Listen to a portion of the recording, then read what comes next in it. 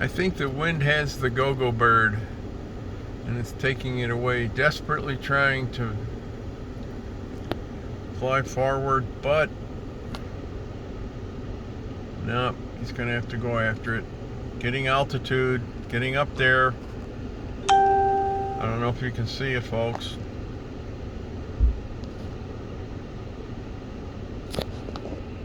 That's it. All right. Thank you, Rob.